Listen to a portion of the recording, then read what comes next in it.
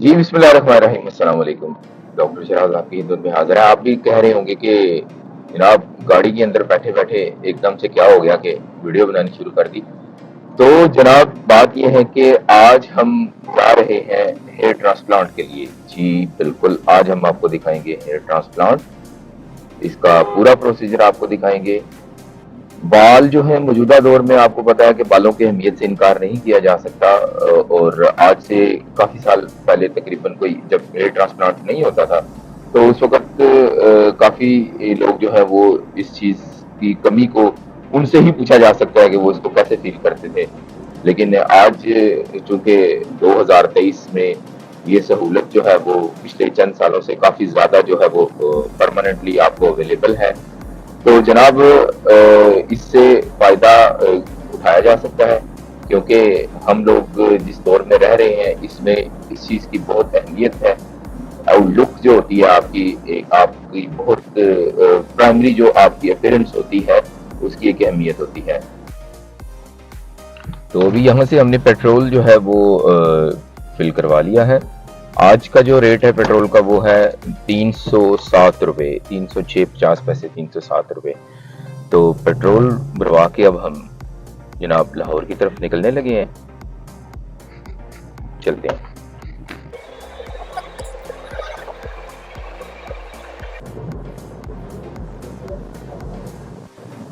तो जनाब ये आपको अब दिखाते हैं कि जिन भाई का ट्रांसप्लांट होना है और वो मेरे साथ ही हैं। तो जी अस्सलाम वालेकुम। नदीम भाई क्या हाल है आपका, ठीक है? अल्लाह का शुक्र, अल्हम्दुलिल्लाह। आप सुनाए? ठीक है। अल्हम्दुलिल्लाह जी, ठीक ठाक। तो नदीम भाई कैसा लग रहा है आज?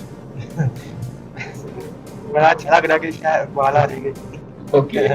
अच्छा मुझे ये बताएं कि आप कितने अरसे से जो है वो बालों के बगैर ही घूम रहे थे? पहले तो मुझे ये जरा बताएं ना। तकरीबन 10-12 साल से। अच्छा, तो नदीम भाई आपके बालों के साथ क्या हुआ, क्या था मामला, क्या हुआ था?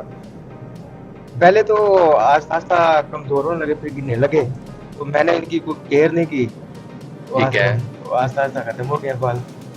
अच्छा, तो फिर दिल तो बड़ा करता होगा कि यार ये अब क्या।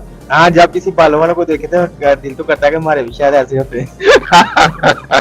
तो जनाब बात यह है कि बिल्कुल ये बात सही है कि जब आप किसी दूसरे बंदे को जो चीज आपके पास नहीं है या कम है तो आप जब दूसरे बंदे को देखें, खुसूसनली अपीयरेंस के हवाले से, अपनी अपनी फिजिक्स के हवाले से जो कोई कमी हो तो थोड़ा फील तो होता ही है बंदे को।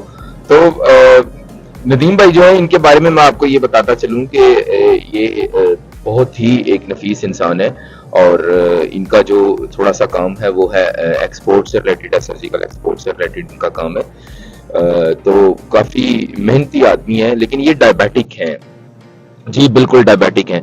और दूसरे नंबर पे इनकी जो हमें इनके लिए जो परेशानी देखनी पड़ रही है वो ये है कि इनका जो पीछे डोनर एरिया है वो बहुत ज्यादा कम है।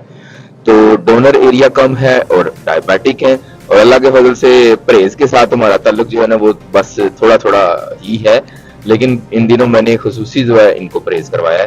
तो अब इंशाल्लाह बड़ी उम्मीद है कि बहुत अच्छा रिजल्ट आएगा। मोटरवे पे जनाब अब हम चढ़ चुके हैं जी। तो भाई खाया पिया सुबह से कुछ भी नहीं है। लाहौर जाने का एक वो ये होता है, हमें जो साइड के एरियाज में रहते हैं लोग, सियालकोट हो गया, जेलम हो गया, गुजरात हो गया, हमें ये होता है कि लाहौर में चूंकि खानों के हवाले से एक खास उसकी मशहूरी होती है कि भाई लाहौर के खाने जो है, तो वो हमने भी सुबह से क्या दिया था कि भाई हमने नाश्ता जो है वो लाहौर ही जाके करना है। अब देखते हैं अब लाहौर में जाके क्या मिलता है। तो जनाब हम अब पहुंच चुके हैं। अब हम इसमें एंटर हो रहे हैं सेटअप में, और ये जनाब एंट्री हो गई। अब हम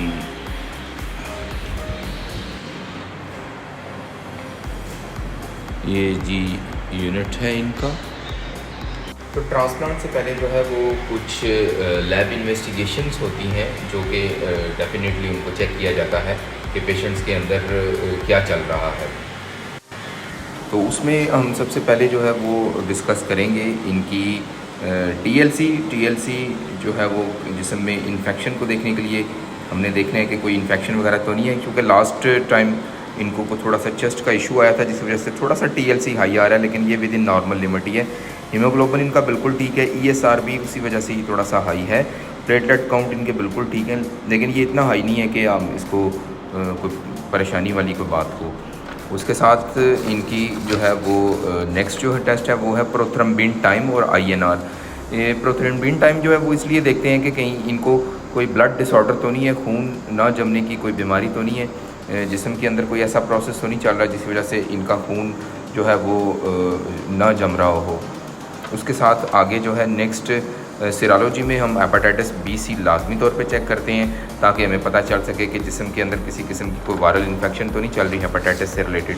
उसके बाद जो है इनका LFT जो है वो LFT बड़ा ज़रूरी टेस्ट है जी, और LFT भी टेस्ट करते हैं। इसके साथ साथ यूरिक एसिड जो है वो इनका थोड़ा सा बॉर्डर लाइन हाई है, लेकिन ठीक ही है, नॉर्मल ही है। और ख़ुसूसन HbA1c, क्योंकि डायबिटिक पेशेंट है इसलिए हमने ये देखना होता है कि जिस्म के अंदर जो ग्लूकोज का कंट्रोल है वो इनका कितना है, तो वो इनका 6.4 है, जो कि 150 की एवरेज से चल रहा है। तो ये एक अच्छा कंट्रोल है जी, बिल्कुल ठीक चलते हैं जी। तो एरिया जो है वो उसकी मेजरमेंट होने लगी है, और साथ में इनके कुछ फ़ोटोग्राफ्स भी अभी लिए जा रहे हैं ताकि पता चले कि ग्रोथ को देखा जा सके, इनका डोनर एरिया और ट्रांसप्लांट एरिया जो है उसकी मेजरमेंट का अंदाज़ा लगाया जा सके।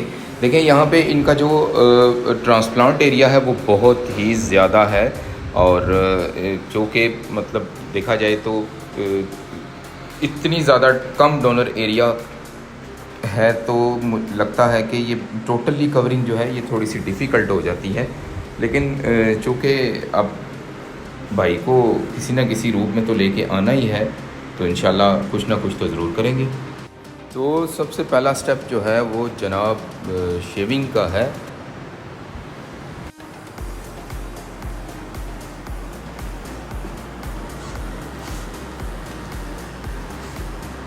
एरिया प्रिपेयर करने के लिए ये शेविंग बहुत ज़रूरी होती है, ताकि हमें पता चले कि एरिया जो है वो ग्राफ्ट जहाँ से हमने लेने हैं वो एरिया जो है वो प्रॉपर प्रिपेयर होना चाहिए। तो जनाब जो शेव हो गया है उसके बाद चूँकि काफ़ी बाल जो है वो पीछे से कोई एरिया ब्लैक था कोई वाइट था, तो फिर एक ही कलर करने के लिए फिर इनको थोड़ा सा शेविंग के बाद तो डाई दिया गया है, ताकि जब हम ग्राफ्ट जो है वो लेंगे उस वक्त वो एरिया क्लियर नज़र आए जी।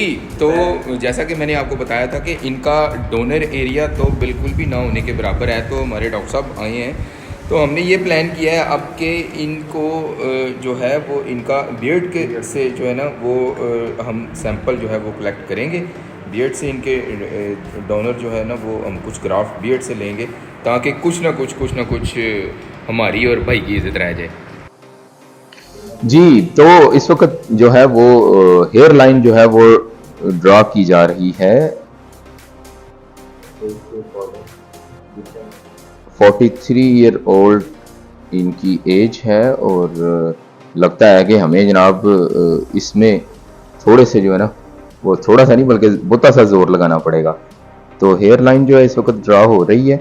हेयर लाइन जो है ये इसका बहुत ज्यादा रोल होता है। आपने देखा होगा कि अक्सर जो है वो ग्राफ्ट जहां पे भी लगा रहे होते हैं या जिन्होंने ट्रांसप्लांट कराया होता है, तो वो उनके आगे से जो बाल होते हैं जो इस एरिया में कभी कोई यहाँ से कुछ बाल इस तरह गए होते हैं, दूसरी तरफ कोई और तरीके से होते हैं। तो हेयर लाइन जो है ना इसकी बहुत इंपॉर्टेंस होती है।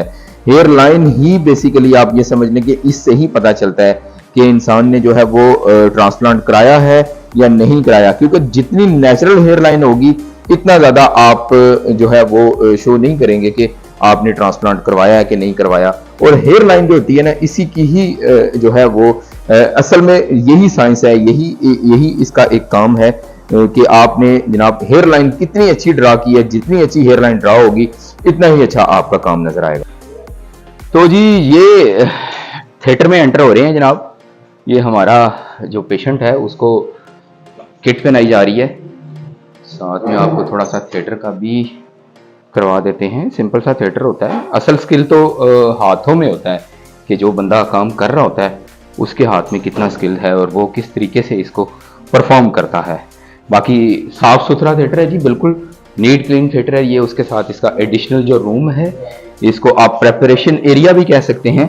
तो चलें आपको प्रेपरेशन एरिया भी दिखाते हैं जी। तो ये है हमारा actual area, lights good, sitting, instruments with गाज पीस,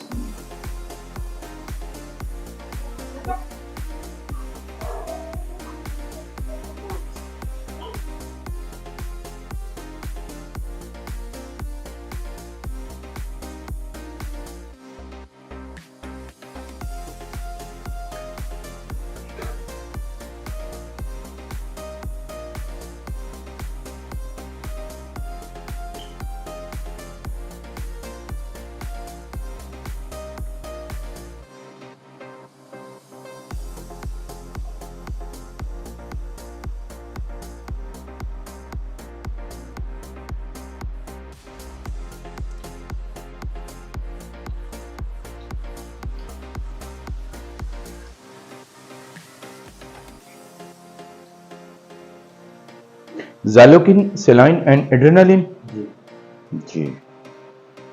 तो सर इसकी रेशो कितनी है? ज़ैलोकिन, सेलाइन और एड्रेनालिन की कितनी रेशो से इसको बना रहे हैं?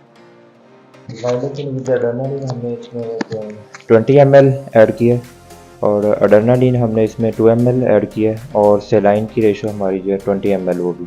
तो ये कितने एरिया को कवर करेगा? ये आपका डोनर एरिया सारा एरिया कवर कर जाएगा और उसके बाद हम एड्रेनालिन स्किन को एक्सपैंड करने के लिए यूज़ करेंगे विद सेलाइन के साथ।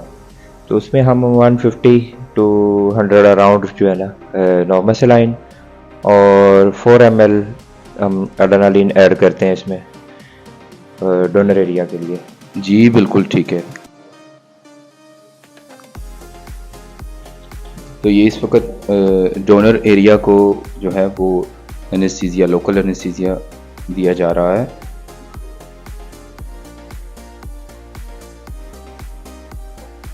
जी तो अब अगला जो स्टेप है इसमें ग्राफ्ट कलेक्ट करने के लिए एक्सट्रक्शन का है। इसमें ये एक छोटी सी डिवाइस होती है, मशीन होती है जो कि ग्राफ्ट एक्सट्रैक्ट करने के काम आती है। इसको इंजेक्ट करके यहाँ से फिर ग्राफ्ट जो है वो कलेक्ट करते हैं।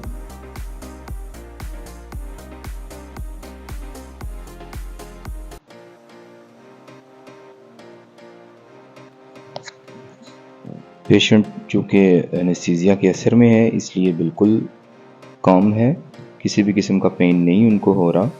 हम पेशेंट से भी आपकी बात कराते हैं। तो ग्राफ्ट चूँकि लिए जा रहे हैं जी भाईजान, दर्द जी है? नहीं, बिल्कुल नहीं है। तो जैसा कि आपने सुना कि पेशेंट को पेन बिल्कुल भी नहीं है, सो पेशेंट को पेनलेस रखना ही जो है वो प्रोसीजर की खूबसूरती होती है। इसी में आप जो है वो अगर आपका ये काम कि पेशेंट को दर्द ना हो और वो बड़े आराम से रिलैक्स माहौल में लेटे, पेशेंट को एक कंफर्ट माहौल प्रोवाइड करना जो है इस प्रोसीजर की सबसे अहम बात है। तो ये ग्राफ्ट जो है वो अब यहाँ से निकाले जा रहे हैं। जैसा कि आप देख रहे हैं ये छोटे छोटे ग्राफ्ट जो है वो अब यहाँ से कलेक्ट किए जा रहे हैं।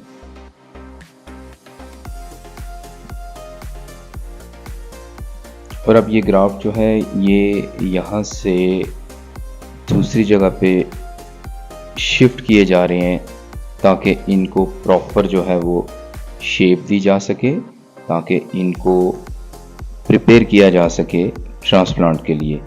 जैसा कि आप देख रहे हैं ये ग्राफ्ट जो है ये इनको कलेक्ट करके इनको सेक्शन वाइज जो है वो बाई सेक्शन डिवाइड करके इनको प्रिपेयर किया जा रहा है ताकि इनको बाद में फिर हम ट्रांसप्लांट कर सकें।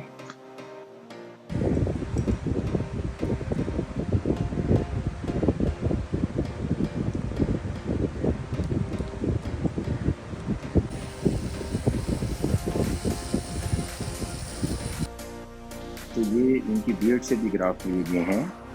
अब इनको इंजेक्टर के ज़रिए ग्राफ्ट आगे से ट्रांसप्लांट करने शुरू कर दिए गए हैं। ये एक इंजेक्टर्स होते हैं, इसके अंदर ग्राफ्ट लगा के इसको स्किन के अंदर हेयर लाइन के मुताबिक इंजेक्ट किया जाता है।